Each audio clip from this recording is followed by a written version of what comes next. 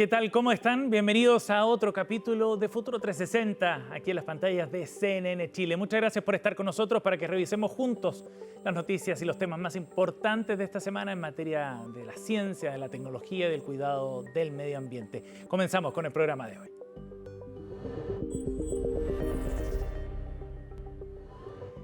Una de las grandes preocupaciones ciudadanas en torno a los data centers, un desarrollo que ha tenido un enorme avance en el último tiempo en nuestro país, es su consumo de recursos, especialmente respecto a agua y energía. Para hacernos una idea, en 2024 los data centers usaron cerca del 1,5% de toda la energía en el mundo. De esa, el 40% fue destinada a sus sistemas de refrigeración.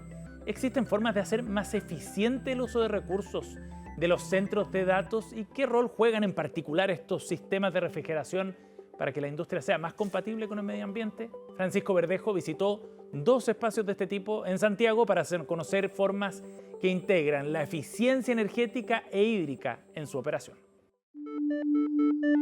Aunque ustedes no lo crean, una consulta de mediana extensión en ChatGPT consume 0,2 watts de energía. Esa es la misma electricidad que usamos para cargar un 3% de la batería de nuestro celular. Sin embargo, se hacen 700 millones de consultas así cada día. Eso implica gastar la misma energía que 35.000 hogares estadounidenses en un año o el agua potable que necesitan 1.200.000 personas en un año. Todo eso en un solo día, solo en consultas de ChatGPT. Los recursos que necesita la inteligencia artificial y todo lo que hacemos en Internet provienen principalmente de lugares como este, un data center. Los data centers lo que hacen es procesan información y la información funciona como un flujo de electrones. Entre mayor flujo hay mayor fricción. ¿Se entiende? Entonces, al tener mayor fricción, la fricción genera calor y ese calor se disipa. Y ese calor se tiene que echar al exterior porque si no va a interferir con el funcionamiento de estas máquinas. Entonces se necesita un sistema de refrigeración. Según la Agencia Internacional de Energía, el 40% de la electricidad que usan los data centers se destina a la refrigeración. Algunos climatizan sus servidores con energía, otros con agua. En ambos casos ha causado preocupación ciudadana, tanto en Chile como en el mundo, por su alto consumo de recursos. Y hay muchos tipos de sistemas de refrigeración, pero en muchos casos se ha utilizado uno durante años en los centros de datos que era a través de evaporación de agua. Y eso ha tenido grandes consecuencias porque utilizan mucho volumen de agua. En algunos casos que no quieren utilizar agua, utilizan un sistema que está mucho más centrado únicamente en aire. Entonces utilizas energía por enfriamiento de aire y eso requiere muchísima energía. Teniendo en cuenta el uso energético de la refrigeración y su importancia para que el mundo digital funcione sin problemas, ¿es posible que ocupe menos energía o agua? Quisimos conocer 2 ejemplos de cómo los centros de datos climatizan sus equipos con eficiencia de recursos.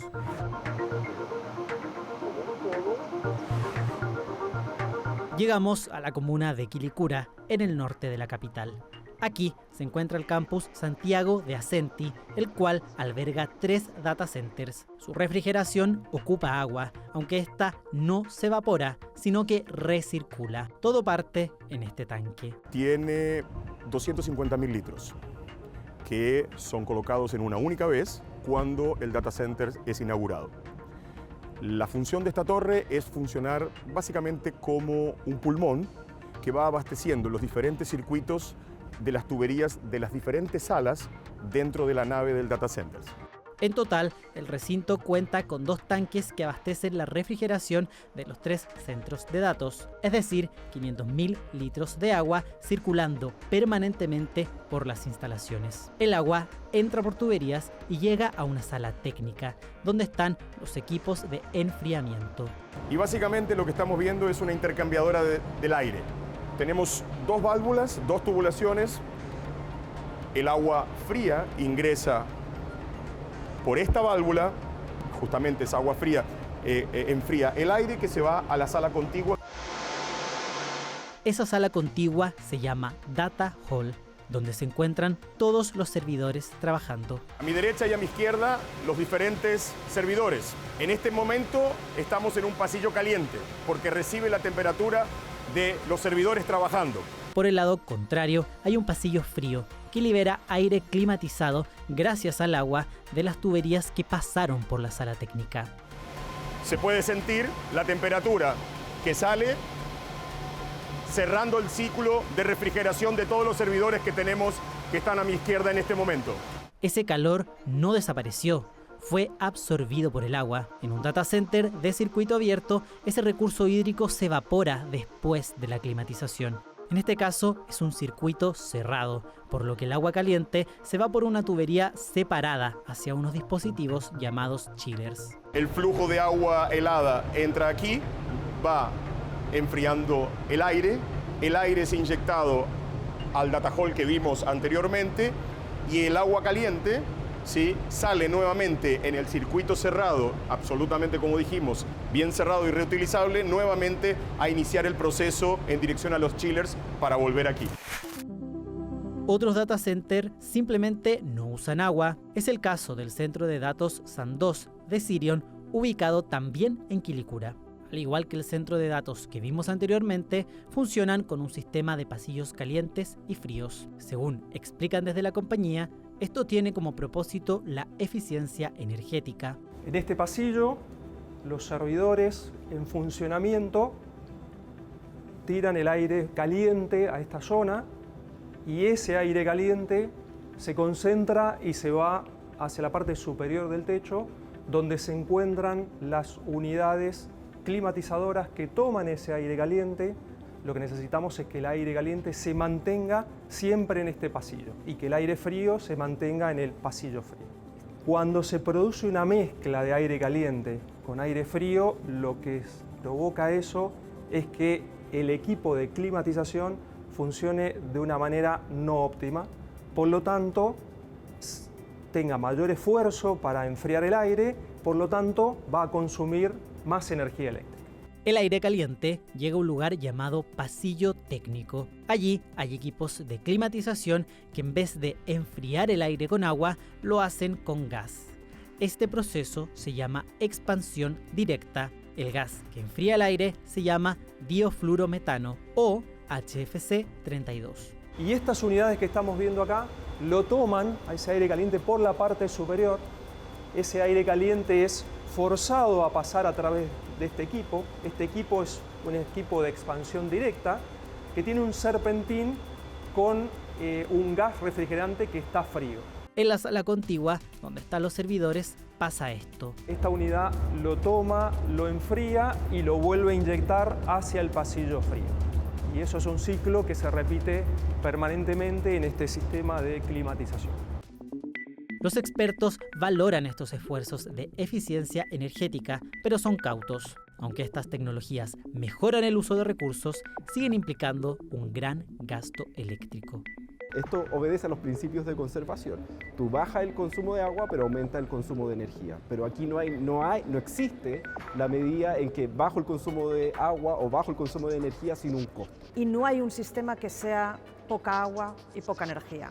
O es mucha energía y poca agua, o al revés. Según datos del Coordinador Eléctrico Nacional, la demanda de energía de los centros de datos en Chile aumentará un 270% de acá a 2030. Para la industria y especialistas, lo relevante es anticiparse a este escenario. Pero la pregunta que tenemos que hacernos es si nuestra matriz de energía acá en Chile podría soportar una carga de esta y cuánto podría demorar poder implementarla.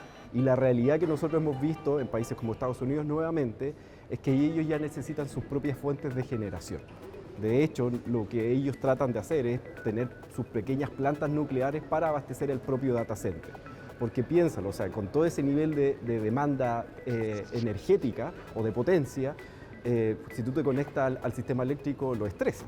Bueno, esa realidad todavía no es la chilena. Otra opción es que los centros de datos más antiguos renueven sus sistemas de refrigeración a unos más actuales y eficientes. Necesitas inversiones, por ejemplo, en generadores que te den más potencia, en equipamientos UPS más grandes, en equipos de clima, pero un data center a lo mejor de menor escala sí podría ir actualizándose en base a nuevas tecnologías para una escala menor, hablemos de consumo energético. Estas tecnologías van cambiando año a año y cada vez nos vamos volviendo más eficientes. Si hace 10 años atrás, por ejemplo, un data center tenía cierto consumo o cierta energía requerida para poder climatizar, la realidad actual es que los data centers de última generación ya han disminuido en un 30% ese uso de energía, por ejemplo. Un desafío importante en una industria que crece rápido y que necesita avanzar a la misma velocidad en el uso eficiente de recursos.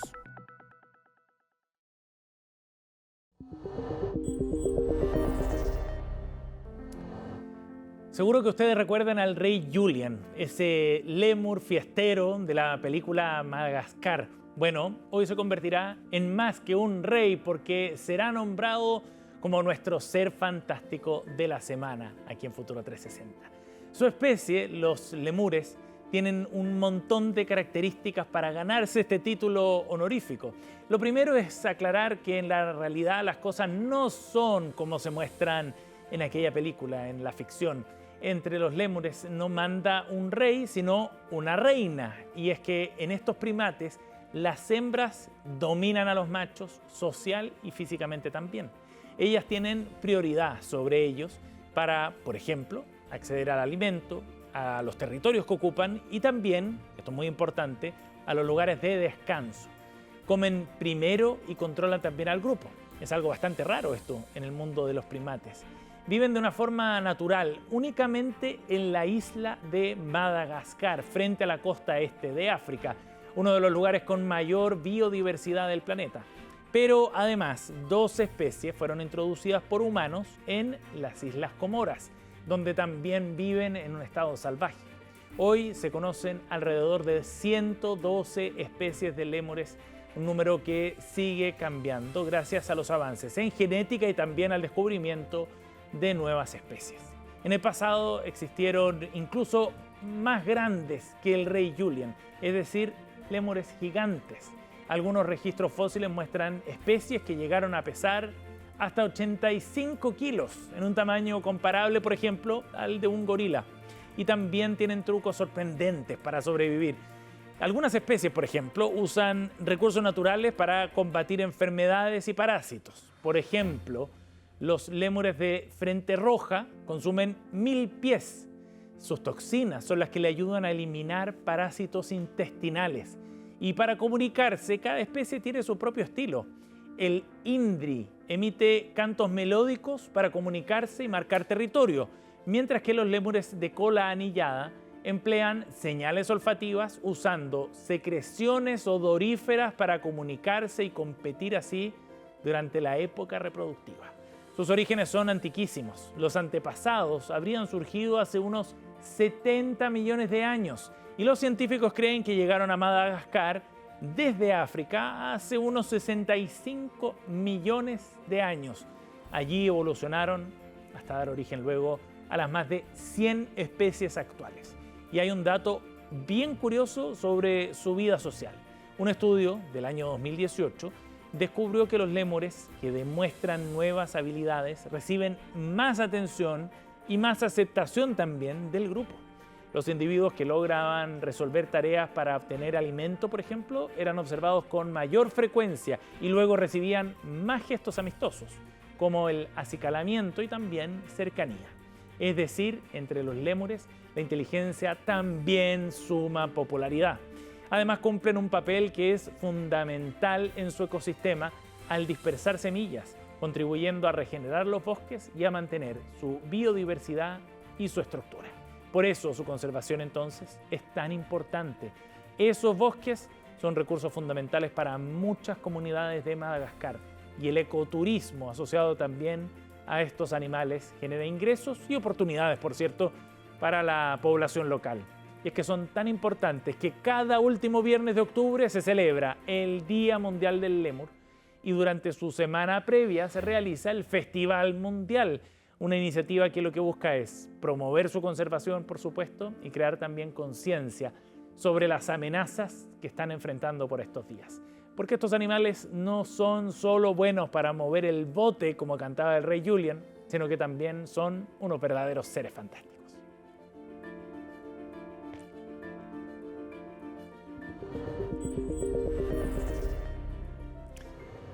Así nos vamos a la pausa y volvemos de inmediato con más en otro capítulo de Futuro 360. Ya estamos de vuelta, seguimos aquí en Futuro 360. En nuestra pauta de temas habitualmente hablamos de las acciones que se están llevando adelante para avanzar hacia una forma de enfrentar ciertos fenómenos de manera más sustentable. Solemos hablarlo desde el lado de las políticas públicas, pero hoy lo vamos a enfocar desde el lado de los negocios, de lo que las mismas empresas también están haciendo puertas adentro para cambiar sus modelos de negocio y enfrentar así desafíos que son comunes para todos, por cierto. La empresa L'Oréal está avanzando en planificación que ha trazado un objetivo muy concreto para el año 2030. ¿Qué acciones son las que están llevando? ¿Cómo se insertan esos cambios y esa agenda ambiciosa dentro de su plan de negocios? Es lo que vamos a conversar hoy junto a Magdalena Zapata, directora general de L'Oréal Group Chile. Magdalena, gracias por estar con nosotros aquí. Muchas gracias, feliz de estar aquí contigo y con tu público. Gracias por acompañarnos. Bueno, la sostenibilidad definitivamente dejó de ser un tema accesorio hace un tiempo ya para las empresas. Lo incorporan como parte de su negocio. ¿Qué significa eso desde el punto de vista de la experiencia de una multinacional, además, una empresa tan grande como L'Oréal? Claro. Pues mira, yo lo que te puedo decir es que la sostenibilidad ya es parte del día a día, es parte del negocio. Ya no es como antes, que era una área que tenías ahí en la empresa olvidada y que ponía algo lindo en la pared.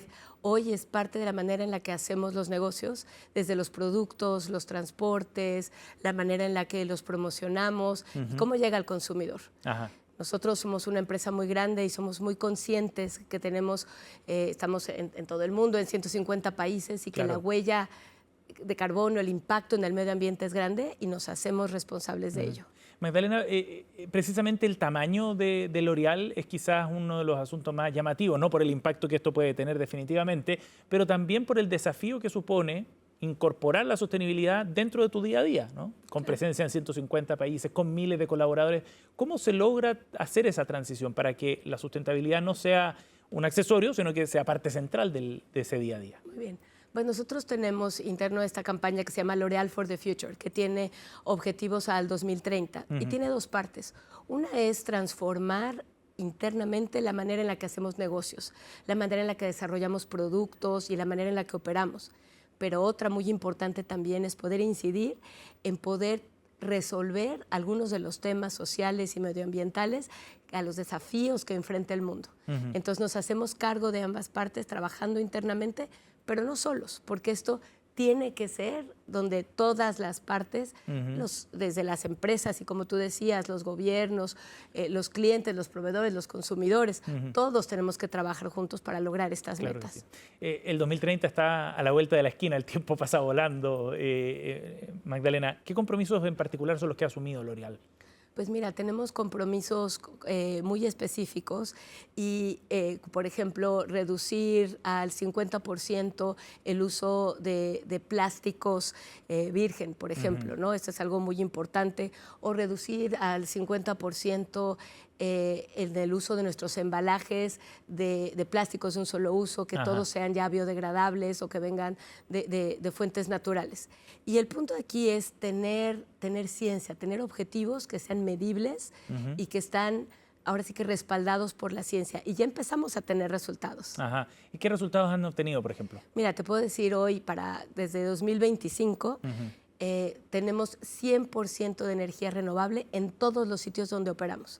En todos los países donde está L'Oréal, en todos los sitios donde está, tenemos 100% de energía renovable. Y creo que esto es algo pues súper importante. Hemos bajado 37% el uso de plásticos de un solo uso. Y hay una calificación que en CDP, que es una organización sin fines de lucro, y tenemos la clasificación AAA. ¿Y esto qué quiere decir? Así como A es bueno, AA es muy bueno, AAA es lo mejor.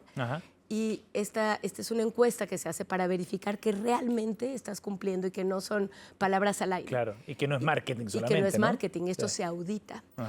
Participan 22,000 empresas y dentro de esas empresas somos la única que durante 10 años consecutivos hemos tenido esta clasificación AAA. Entonces te habla de que no solamente podemos ser y somos líderes en belleza en el mundo, sino también en sustentabilidad. Y eso es bien importante. Y es una planificación también a mediano y largo plazo. O sea, esto viene para quedarse, no es algo temporal solamente, no es una campaña puntual de un año en específico. No, no, totalmente. Mira, esto va en todo lo que hacemos. Por ejemplo, manejamos lo que es el ecodiseño. ¿Esto qué quiere decir? Que cuando tú vas a desarrollar un producto, desde que lo empiezas a concebir, o sea, yo quiero hacer un humectante, una crema antiarrugas, ¿qué ingredientes va a tener? ¿De dónde provienen esos ingredientes? ¿Qué tipo de activos va a tener? ¿Pueden ser de origen natural o no? ¿Qué tipo de empaque? ¿Cómo te puedes asegurar que el empaque tenga la menor cantidad de plástico posible? Que sea reutilizable. Claro.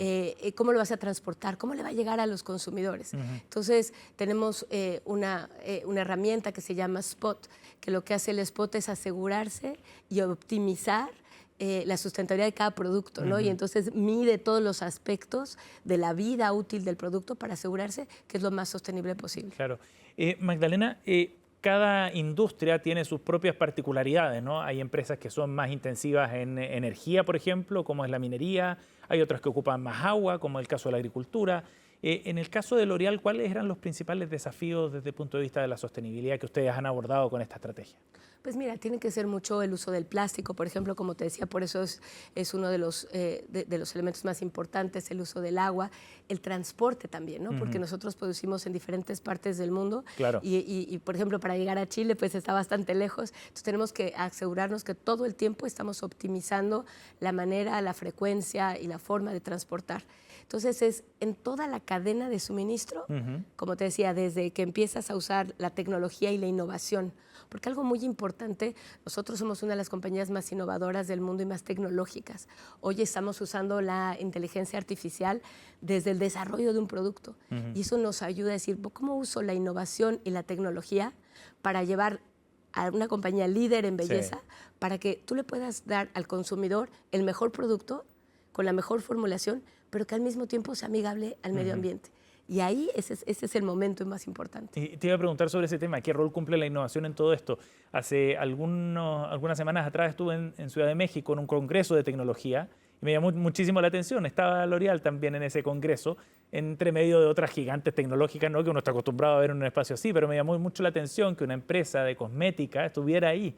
¿Qué rol le está jugando la innovación en todo este proceso? No, pues la innovación es muy importante. Nosotros tenemos 4,000 científicos y están trabajando todo el tiempo utilizando la tecnología. Somos la primera beauty tech del mundo en la que estamos aprovechando eso para darle no solo al consumidor lo que necesita cada consumidor, que ahora es mucho más personalizada la belleza, sino también que al hacerlo sea un producto en todos sentidos estelar, o sea, que sea sustentable con el medio ambiente, como te decía, que use menos plástico.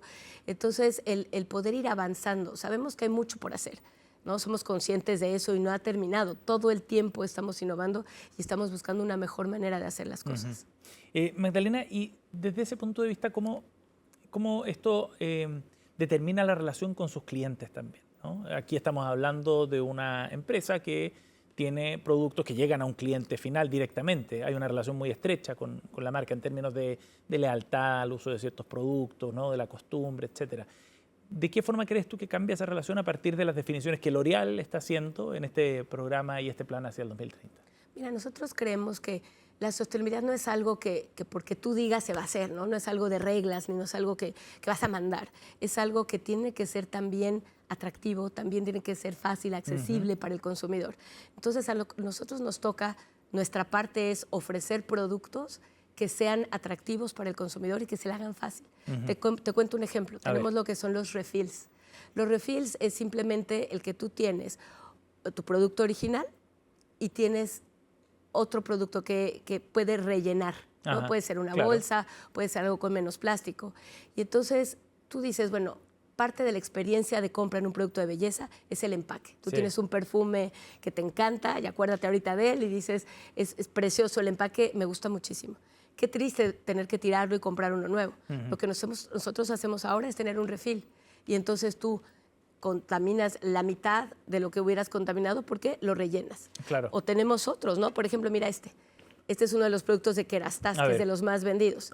Y lo que tiene esto, en lugar de tirarlo, esto es de vidrio, y tiene esta parte que es rellenable. Entonces tú compras ya nada más esto, que tiene plástico reciclable, y ya es 95% de plástico reciclable, y lo rellenas. Claro. Y entonces ya no tienes que tirar tu... ¿Y hay un tu ahorro residuos. importante en ese Hay un ahorro rediseño? importante en plástico, en metal, en todos sentidos. Entonces es bien importante el poderle ofrecer al consumidor y de una manera accesible. Nosotros ahora tenemos 12 marcas que ya tienen 66 productos que tienen un refill. Ajá. Entonces se lo haces fácil, ya está, lo pueden comprar en todas, en las tiendas preferidas. ¿Y eso implica necesariamente que también haya cierto grado de compromiso de parte de los clientes? En el sentido de asumir que la experiencia es distinta, por ejemplo, o que el uso es diferente de los productos a los que estaban acostumbrados. Mira, es cambiar una cultura. O sea, durante años hemos tenido esta manera de, ¿no? De yo usar y tirar, y eso ya, usar y tirar, ya no va. Ahora tenemos que hablar de reciclar, tenemos que hablar de reutilizar y de reducir, y es bien importante el cambiar la cultura.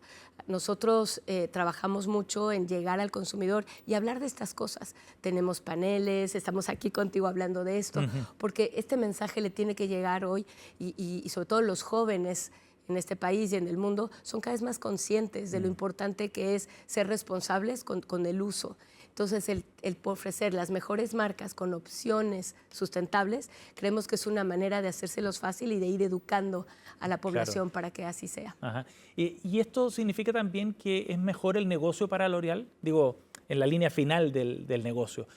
Porque yo diría que hace algún tiempo atrás, no mucho tiempo, pero hace unos 10 años, se planteaba esta dicotomía entre avanzas hacia la sostenibilidad o cuidas tu negocio, ¿no? Como si fueran dos cosas incompatibles. La experiencia ha demostrado largamente que no es así, pero me gustaría conocer cómo lo ven desde L'Oréal en ese sentido. Mira, como te decía, L'Oréal ya lo ve de una manera integral, ya no se puede disociar, ya no se vale pensar que mi estado de resultados sería mejor si no fuera sostenible. Hoy lo que la compañía tiene como objetivos de negocio, lo que presenta a los accionistas, son las dos cosas. Este es el panel que tengo con las opciones sustentables y medimos, a nosotros nos miden por cada uno de estos, ¿no? De la energía, el CO2, etcétera. Eso son parte de los indicadores que usa L'Oréal para operar. Ya no se divorcian, ya es una sola cosa. Cierto. Y hablando de sostenibilidad en una mirada más integral, más allá de los compromisos medioambientales, ¿cómo conviven ellos también con las dimensiones sociales o de impacto del plan que está trazando L'Oréal? No, claro. Mira, nosotros tenemos una responsabilidad muy importante, como te decía, con el medio ambiente, pero también con la sociedad. Entonces tenemos programas que están ayudando al mundo y invertimos en fundaciones, en fondos donde se desarrollan. Por ejemplo, tenemos 100 millones de euros dedicados a este fondo que se llama L'Oréal para la regeneración de la naturaleza. Y entonces ahí estás apoyando iniciativas específicas. De manera muy concreta. De manera súper concreta, ¿no? Y en otro contexto tenemos un programa que se llama For Women in Science. For Women in Science es uno de los más bonitos proyectos, de los que a mí más me gusta. Lleva 28 años en L'Oréal, se hace en 140 países y lo que busca es el apoyar a las mujeres en la ciencia. Entonces, identifica científicas que estén haciendo doctorado, postdoctorado. En todos los países se concursa y ganan y tienen la oportunidad de tener una difusión, de poder estudiar a otros países. Es súper importante y esto lo hemos hecho ya por 19 años. Esta va a ser la 19 edición en Chile. Me da mucho orgullo podérselos contar. Hemos apoyado a 44 investigadoras y mira que es algo que inspira a las niñas, que inspira a las mujeres a poder estudiar este tipo de materias, porque como nosotros siempre decimos, ¿no? La ciencia necesita de las mujeres y las mujeres necesitan de la ciencia. También, por supuesto. Y en ese sentido también cambia la forma en la que los mismos consumidores incluso pueden relacionarse también con L'Oréal, ¿no? Y con el negocio en el que están. No, totalmente, porque ahí buscamos cómo entienden cómo L'Oréal es una compañía que te permite tener una vida mucho más plena, sentirte mejor contigo mismo, no solamente porque te veas mejor, porque tu piel esté más sana, sino también por la manera en la que vives, en la que eres responsable con el medio ambiente. Magdalena, muchísimas gracias por haber venido al estudio de CNN Chile. Muy interesante conocer la experiencia, sobre todo, digo, por la envergadura que tiene L'Oréal en el mundo. y el impacto que está generando también. Me parece súper interesante esta iniciativa. Gracias por haber venido a esta entrevista. Muchas gracias a ti. Gracias por acompañarnos. Nos vamos a una pausa y volvemos de inmediato con más de Futuro 360.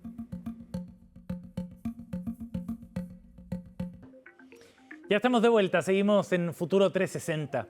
Agosto es el mes del corazón, por eso queremos poner la mirada específicamente en aquellas enfermedades que siguen siendo la principal causa de muerte en Chile, las enfermedades cardiovasculares. Con mayor razón hacia las mujeres, que en muchos casos se confunden o desconocen los síntomas previos a un infarto. ¿Cómo podemos prevenirlas? ¿Qué señales también nos pueden alertar antes de llegar a un punto crítico? En la siguiente nota, Trinidad Riobó nos cuenta.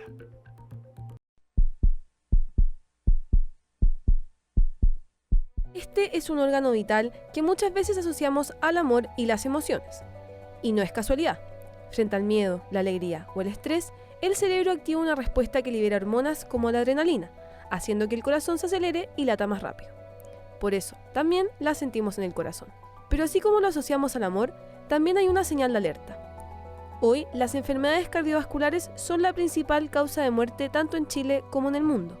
Dentro de ellas, una de las más frecuentes es la cardiopatía isquémica, que ocurre cuando el corazón no recibe suficiente sangre y oxígeno. Nosotros tenemos que tener súper claro que en Chile y en los países desarrollados del mundo la principal causa de muerte son las enfermedades cardiovasculares isquémicas. Segunda causa en Chile, los accidentes cerebrovasculares. Estos factores incluyen la prevención tanto de la enfermedad cardiovascular como de la cerebrovascular. Entonces tenemos que estar recordando que existen cosas que nosotros tenemos en nuestras manos para poder hacer y no necesariamente es solo una pastilla que debemos tomar. Esto ocurre principalmente porque las arterias que llevan sangre al corazón se estrechan o bloquean por la acumulación de grasa y colesterol. Cuando el flujo sanguíneo disminuye, puede aparecer dolor en el pecho y en los casos más graves, producir un infarto. Según la Organización Mundial de la Salud, esta enfermedad es responsable de cerca del 13% de todas las muertes en el mundo. En Chile, las enfermedades cardiovasculares representan el 28% de las muertes anuales. Uno de los grandes factores de riesgo está mucho más cerca de lo que pensamos. La hipertensión arterial afecta a cerca del 30% de la población y una parte importante de quienes la tienen ni siquiera lo saben. Sabemos que casi el 30% de las personas que viven en Chile, ¿no es cierto?, son hipertensos.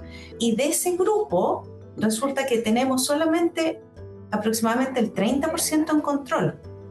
O sea, eso es muy poco, es un tercio. De cada 10 hipertensos tenemos solo 3 en control. Aunque existen factores que no podemos modificar, como la edad, los antecedentes familiares y la genética, hay otros que sí. La presión arterial no controlada, el tabaquismo, el sedentarismo, el exceso de peso y los niveles elevados de azúcar y colesterol LDL, también conocido como colesterol malo, están entre los principales factores de riesgo cardiovascular. El problema es que nuestros hábitos tampoco están ayudando. En Chile, 74% de la población adulta vive con exceso de peso y solo el 18% alcanza los niveles mínimos de actividad física recomendados. Hemos visto que la población se está infartando en edades más tempranas.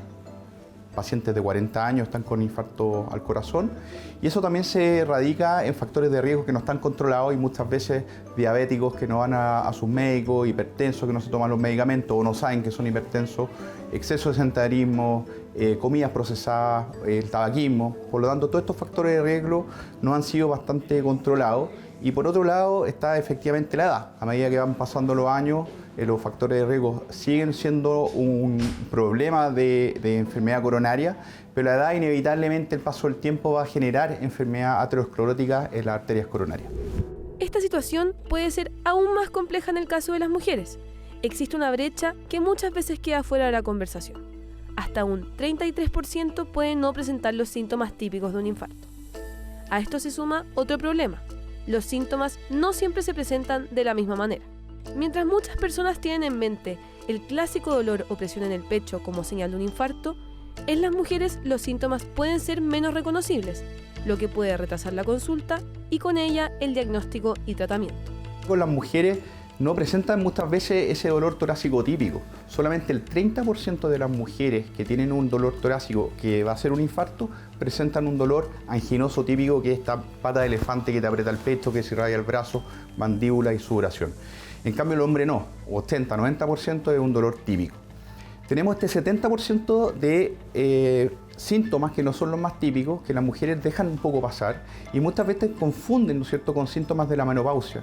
Por ejemplo, no, tuve una sudoración, me siento más lenta, me siento más débil, o fue una crisis de angustia, y eso pasa a todo nivel. Las pacientes dejan de consultar, consultan de forma más tardía, van a los servicios de urgencia y el mismo médico piensa que esto puede ser una crisis de angustia, que se peleó con el marido o alguna cosa extra, por lo tanto no se le hacen todos los exámenes que se deberían hacer. La buena noticia es que no todo está escrito. Hasta el 80% de los casos graves pueden evitarse con buenos hábitos. Esto significa que cuidar el corazón no comienza necesariamente en una consulta médica. También ocurre en lo que comemos, cuánto nos movemos, si fumamos, cómo nos controlamos nuestra presión y si conocemos nuestros propios factores de riesgo. El hecho de conocer tus números implica que la gente se acerque y que haga acciones muy simples. Por ejemplo, tomarse la presión arterial. Por ejemplo, saber cuánto pesa, saber cuánto mide. Y ojalá pudiera tomarse estos dos exámenes que yo les digo, tomarse el nivel de colesterol y tomarse el nivel de glicemia. Con eso ya vamos a tener un paneo que nos va a permitir individualizar la terapia a cada persona. Como decíamos, aunque asociemos el corazón al amor y a las emociones que nos aceleran el pulso, cuidarlo también es una forma de seguir viviendo esos momentos. Este mes del corazón, la invitación es simple: conocer nuestros riesgos, prevenir y no esperar a que el corazón avise para empezar a cuidarlo.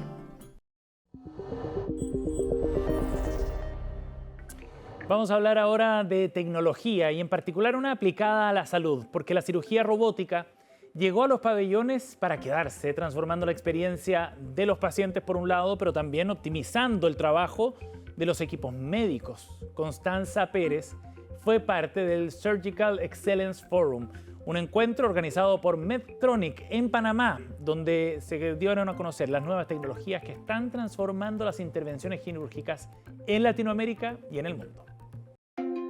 La cirugía robótica está transformando el trabajo dentro del pabellón. Tecnología pensada para apoyar a los equipos médicos en procedimientos complejos y mejorar la experiencia de los pacientes.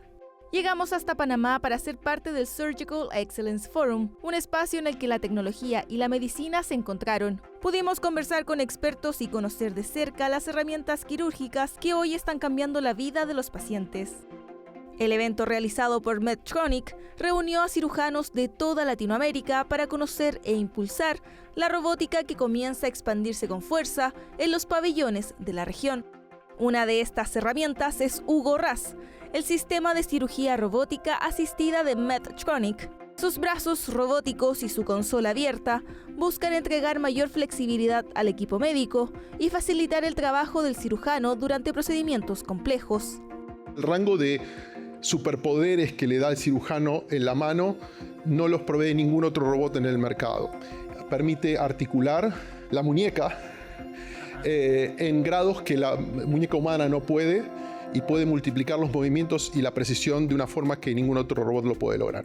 Cuando uno usa un robot, quizás la forma más fácil de entender es que es como un traje de Iron Man pero para cirujano. Genera poderes. La visión es tridimensional, tiene filtros, tiene amplificaciones. Podemos amplificar por zoom, llegamos cerca de 15 veces en amplificación. Una tecnología que puede utilizarse en distintas cirugías abdominales y pélvicas, con un objetivo que va más allá del procedimiento: disminuir el impacto de la intervención en pacientes y cirujanos, favorecer una recuperación más rápida y acortar los tiempos de cirugía y postoperatorio, lo que ayudaría incluso a descongestionar los sistemas de salud y avanzar con las listas de espera. La cirugía robótica en manos expertas disminuye el sangrado, disminuye el dolor, disminuye las incapacidades y puede realizar procedimientos todavía más complejos que por la laparoscopia, que es otra forma de cirugía mínima invasiva, son muy difíciles. Hace miles de años que hacíamos, por ejemplo, las cirugías del recto abiertas, como estamos dentro de un túnel, operando dentro de un túnel, permanecíamos 6 horas parados mirando así y al final del día los dolores de espalda eran terribles. Entonces estamos ya en una posición más ergonómica, operando por 5, 6, 7 horas. Entonces es un poquito más fácil también para el cirujano. La robótica también abre nuevas posibilidades frente a enfermedades como la endometriosis, donde las secuelas de una cirugía abierta pueden comprometer la fertilidad y la seguridad de las pacientes. Me interesa mucho que muchas mujeres probablemente quieren ver su expectativa frente a fertilidad. Cuando haces cirugía abierta, las adherencias, las cicatrices internas son mucho más grandes. La cirugía de mínima invasión y específicamente el robot, al tener menos manipulación, hace que esos resultados sean mucho mejor en cuanto a fertilidad. Muchas pacientes son sometidas a cirugía abierta, pero probablemente no es porque no se pueda solucionar por mínima invasión, es por falta de entrenamiento de sus médicos. Pero si Hugo Ras interviene en el pabellón, otra tecnología de Medtronic actúa antes, en la prevención. En el cáncer colorectal, la inteligencia artificial puede convertirse en una herramienta de apoyo para los especialistas. El GI Genius utiliza inteligencia artificial para identificar pólipos durante la colonoscopía, potenciando el trabajo del médico y la prevención de un cáncer. Le han sometido, creo que son 300 millones de fotos a este computador, a esta inteligencia artificial, para que aprenda cómo se ven los pólipos durante una colonoscopía, ¿ok? Y hay veces que dice aquí hay algo y te pone un cuadrito alrededor del área, te brilla el cuadrito, te hace un ding, ding, ding, y tú lo miras y no, oye, no es un pólipo, es una burbuja, y yo la lavo y ya quedó listo. Y entonces no era nada, ¿cierto? O a veces te dice, mira esto, y es algo que tú no habías visto. Entonces, no te está reemplazando, te está ayudando. Avances que se traducen en procedimientos menos invasivos, mayor trabajo de prevención y una recuperación que permita a los pacientes volver antes a su normalidad. Yo he tenido 3 cirugías, 2 de cesárea y una del colon. La de la robótica, el día siguiente estaba parada y bañándome como si nada me hubiera pasado. Fueron una cirugía de casi 8 horas y las otras fueron mucho menores y fueron con mucho más dolor, o sea, menos invasiva, menos dolor, recuperación, menos de 15 días tuve. El doctor me decía, en 15 días vas al trabajo. Yo decía, pero yo me siento bien, ya puedo ir. Muchas veces los pacientes vienen acá por una segunda opinión y a los pacientes le han ofrecido cirugía abierta de entrada y nosotros vemos el caso y creemos que por vía mínimamente invasiva robótica lo podemos hacer y vemos que la recuperación es tremendamente mejor por vía mínimamente invasiva que por vía abierta. Entonces hay pacientes que están tremendamente agradecidos y evidentemente la calidad de vida es mucho mejor. En Chile, la cirugía robótica ya está presente en 19 centros de salud. El desafío es que estas herramientas puedan llegar a un mayor número de pacientes y contribuir a enfrentar uno de los grandes problemas de la región, el acceso oportuno y transversal a estas tecnologías. Sabemos que el sistema GES, la ley Ricarte-Soto tienen fondos limitados y por lo tanto las incorporaciones que se van haciendo periódicamente son cada vez más reducidas, muy enfocadas en fármacos de alto costo y por lo tanto la tecnología va quedando un poco más desplazada y depende mucho de la voluntad y de cómo los mismos hospitales y el FONASA han ido financiándola, ¿no? Yo creo que es cosa de poco tiempo, digamos 1 o 2 años, en que vamos a empezar a ver que a lo largo del país se establecen distintas plataformas robóticas. Lo que tenemos que lograr es que la cirugía robótica se democratice, vale decir que todas las personas a lo largo del país puedan acceder a esta tecnología y a precios que sean razonables también. Es la cara más amable de la tecnología y la inteligencia artificial. Cuando pensamos que venía a reemplazarnos, en estos espacios se complementa de manera perfecta con los médicos en favor del bienestar de las personas.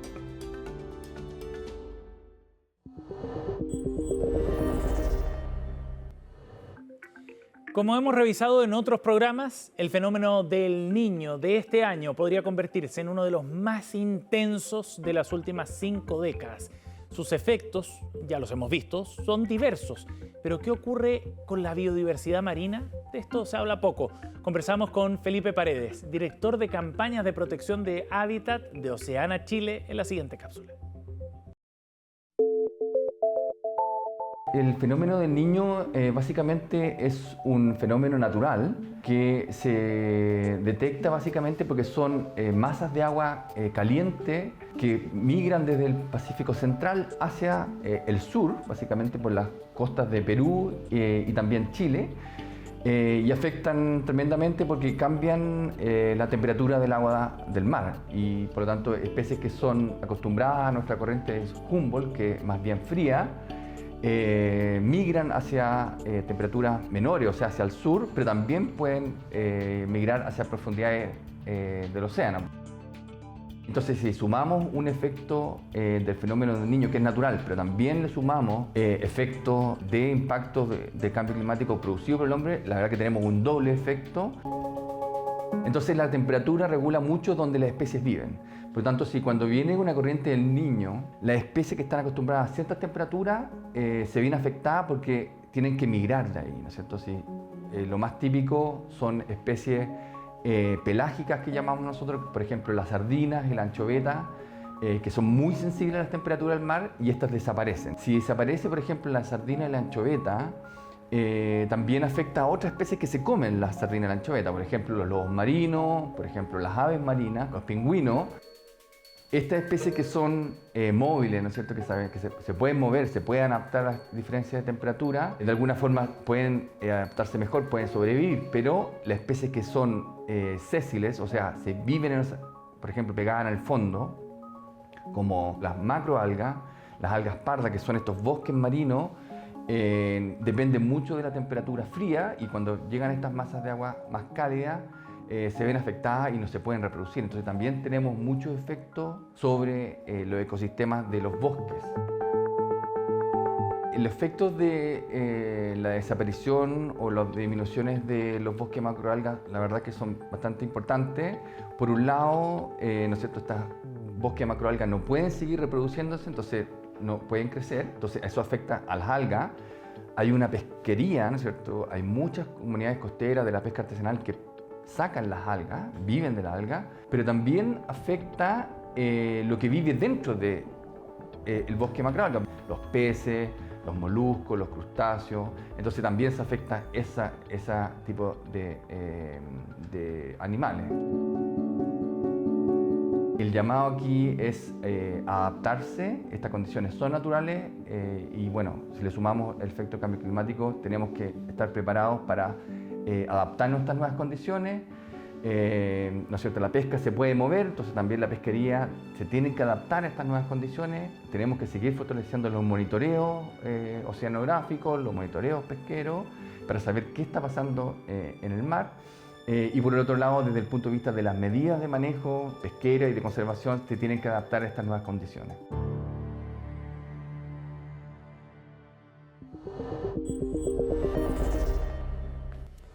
Muy bien, así estamos cerrando esta edición de Futuro 360. Muchas gracias por acompañarnos en el capítulo de esta semana. Recuerden que a través de nuestras redes sociales se pueden visitar este y otros contenidos. Nos vemos a la próxima. Chao.